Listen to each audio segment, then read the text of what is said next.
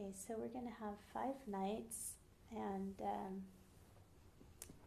with this portion of the evening, which is a talk. So I thought on this first night I would just make some introductory comments about that, about, what's the purpose of having a talk. I think it can be really useful in any situation for people to kind of agree on why are we having this conversation, things like that. And, I've heard a lot of talks in a lot of different contexts, and notice that everybody comes with their own ideas quite naturally. And some of those ideas are wanting to go and hear a great speaker. Like, I've been to many events where it's like, oh, I can't wait for the talk. It's going to be fun. Like, something weird's going to happen. It's going to be a great story. There can be that entertainment value.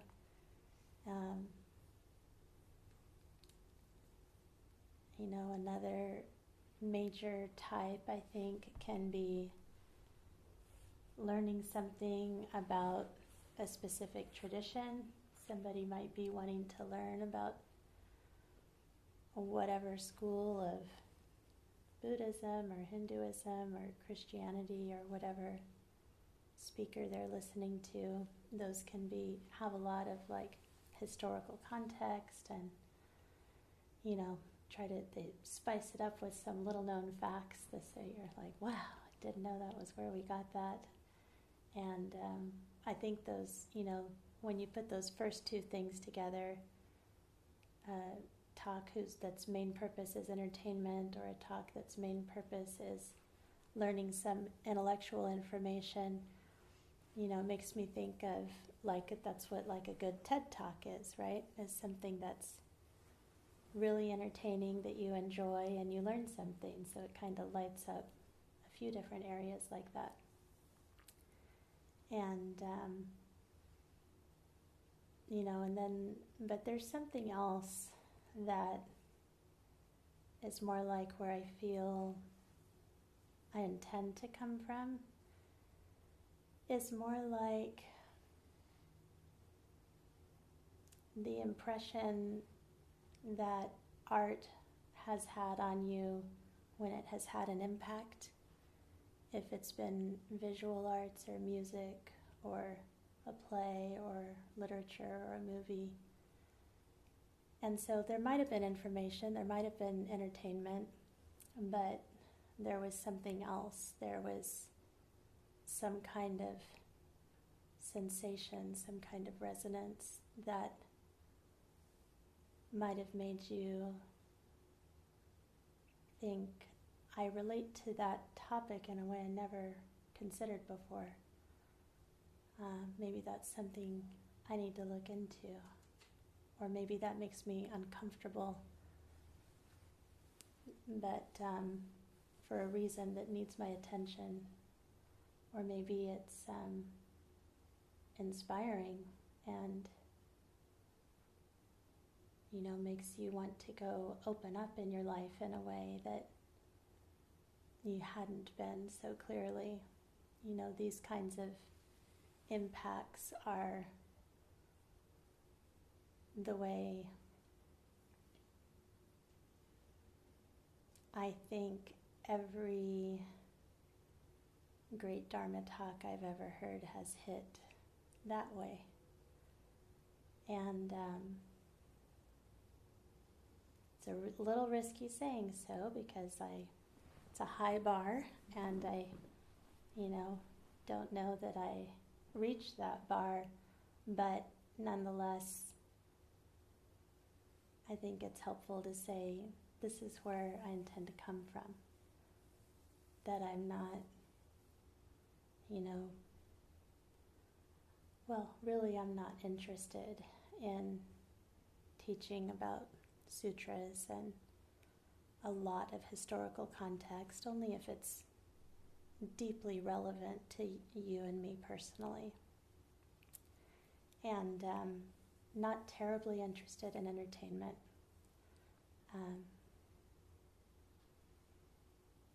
I mean, life is pretty incredible on its own. And, you know, I like entertainment when it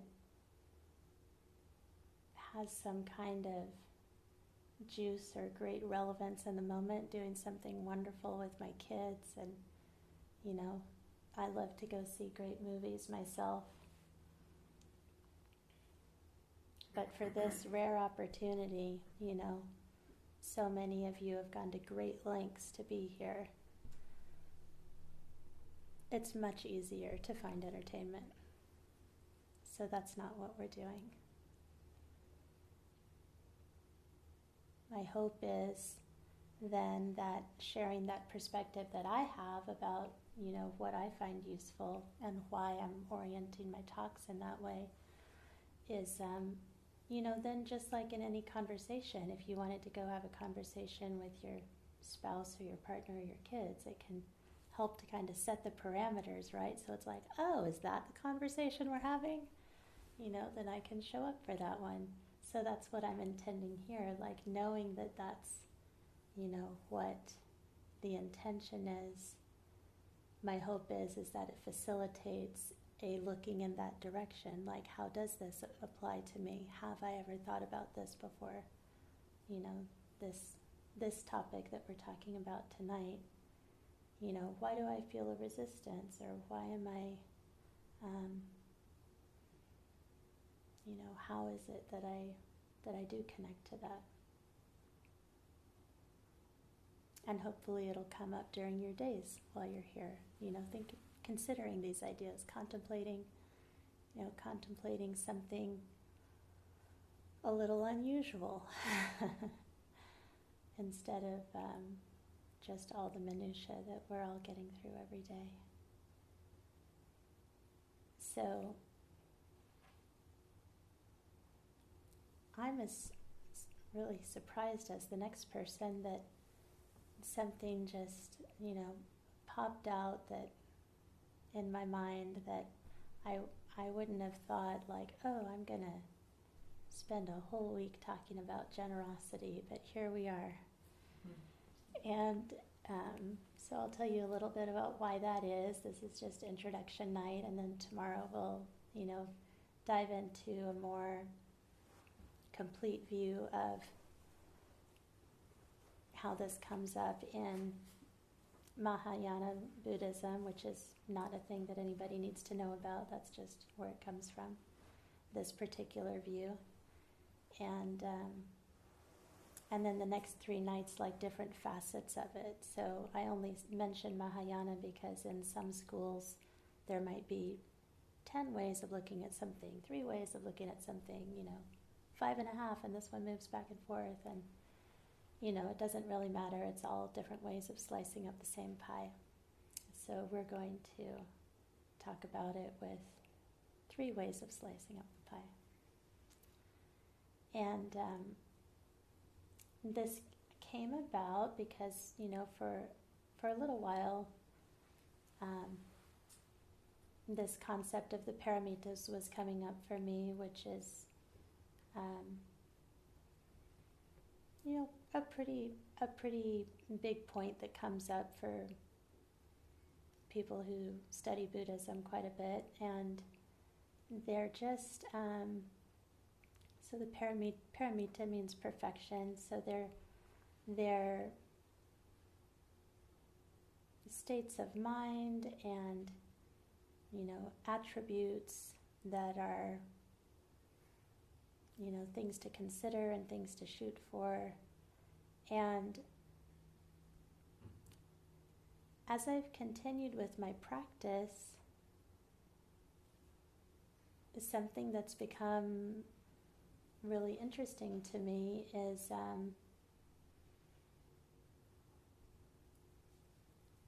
looking more closely at terms and teachings that can easily be glossed over or dismissed as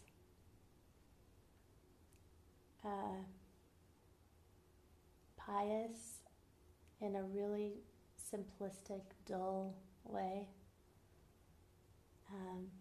There's a lot in most great religions and spiritual traditions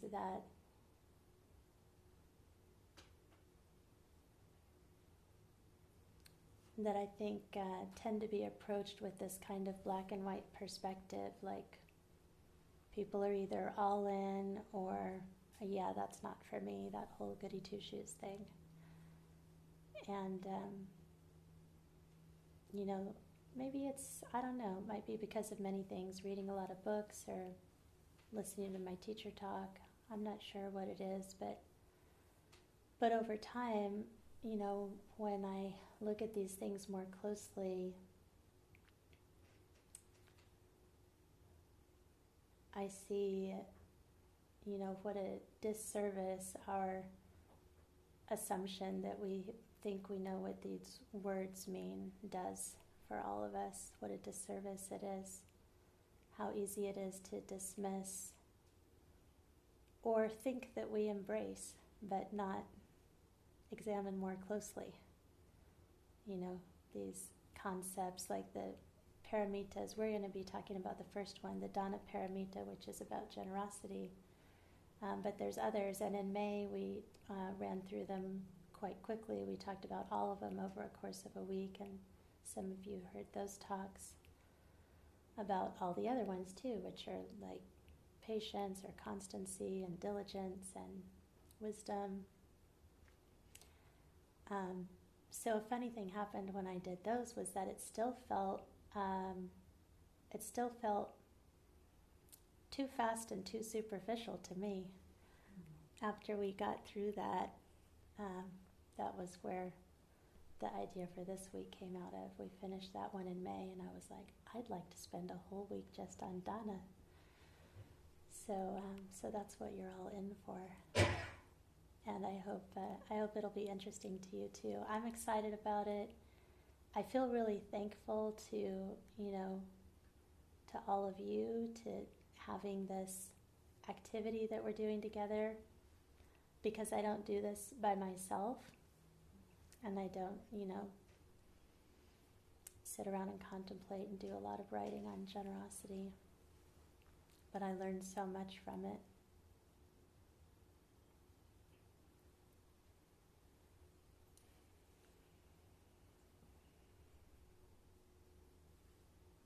All right, so then when I started making some notes about this,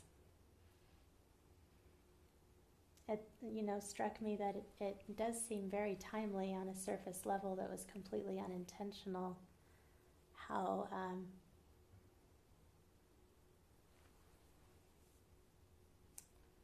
would I say that? I can't say that there's little generosity. I see enormous generosity in the world. But there is, as all of you know, maybe a lot more airtime given in a lot of our spaces lately to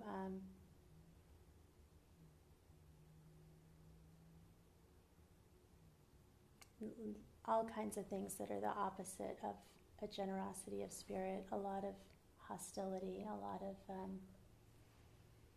closed-mindedness and rushing to assumptions and hoarding and, on and on and on. So in that sense, it could be timely, but that's just a coincidence, not my intention at all. It's more this, this less obvious aspect that interests me a lot, which is, and this is, what we're going to get into a lot more starting tomorrow, is there's a reason why these kinds of things are centered in various traditions. And, we could say historically at some points it might have served a social order or served a political system. But a beauty of these is, regardless of however they benefited whoever they benefited 500 years ago, 1200 years ago, they can be absolutely profoundly productive for each of our individual practices in our own lives. So, like if we step outside of, a historical context, like how does it apply to the news right now, and how did it apply to whoever was in power where they were teaching something 1500 years ago, some of the central tenets still of, having a practice of generosity, teaching dana paramita at all, was intended as a practice of releasing attachment.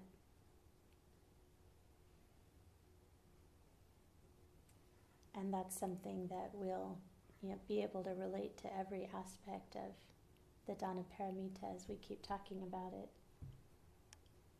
And so our main areas that we're going to get into more are going to be on, the most obvious, kind of normal form of generosity when people think about giving their, giving material resources or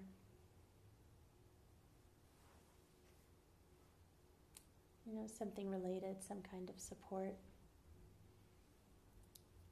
How that actually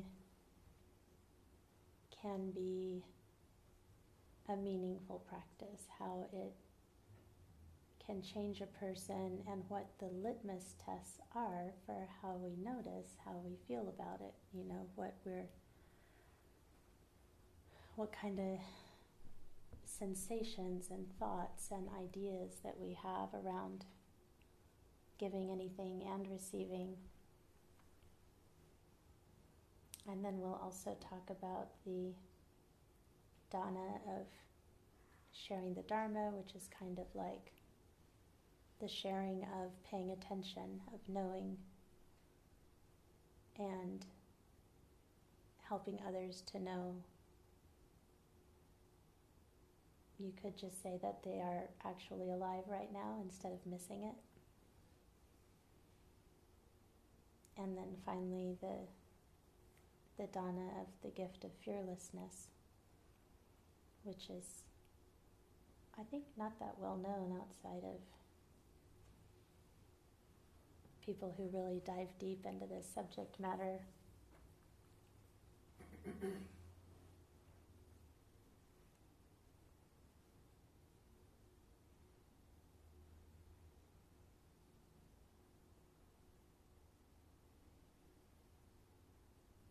Okay, so I wanted to just tie that back into starting this silent retreat tonight then, especially, we have a few people who this is their first extended retreat.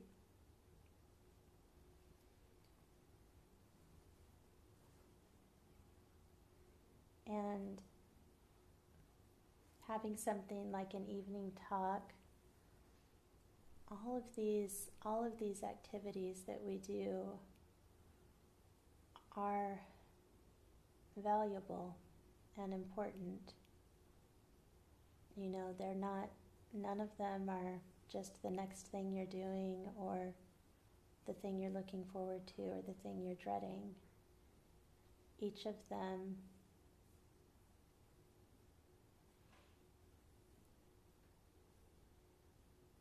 is offering an opportunity to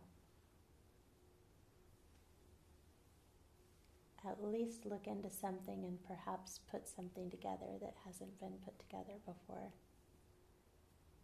And so it has a lot to do with this opportunity of structure, so you don't have to wonder what you're going to do today or tomorrow, and quiet, And then these different types of activities. So noticing what it's like when you're sitting and how that changes during a sit, sit by sit, day by day. Noticing what your sleeping is like, noticing what eating is like, quietly paying attention. You know, hopefully all of us will have a chance to have a conversation too.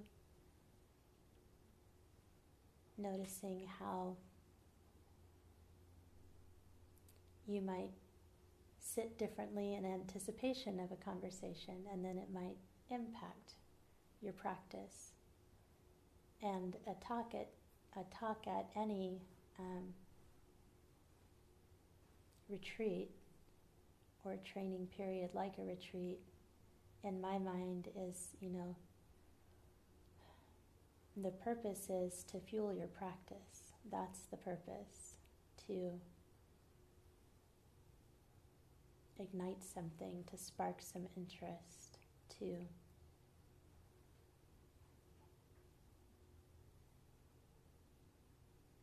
give fuel for the motivation.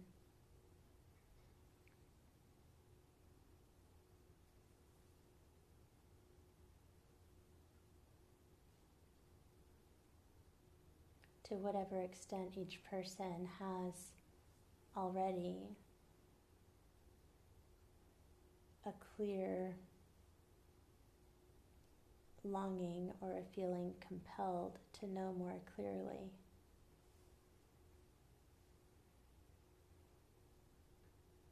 What we really want to do here is kind of light that on fire, so that you're eager to get back to your cushion, so you're so interested in looking into the thing that you just discovered. And here this week you have the opportunity to do that instead of running off to do the next thing and having to put it away.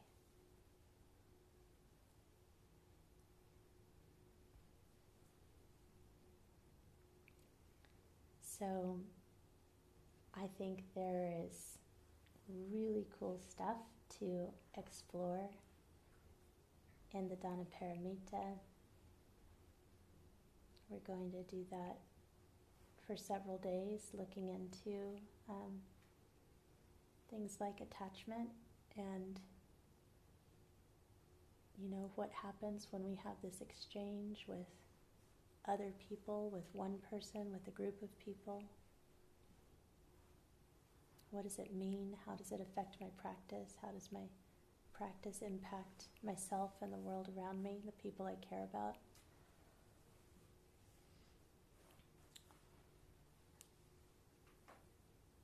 That's a lot more, and a lot more precious, and a lot more. There's a lot more potential.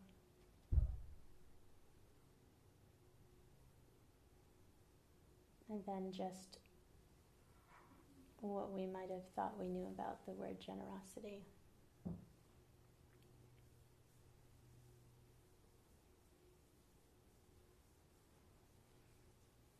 So I thank everyone again for coming this week. That's all I have to say by way of introduction. And tomorrow night we'll start really getting into it. But I hope everyone can hold that in the back of your mind or in your heart, and notice if there's a sense of disappointment or interest or whatever it is, and whatever it is belongs here, and that's the first thing that you get to look into.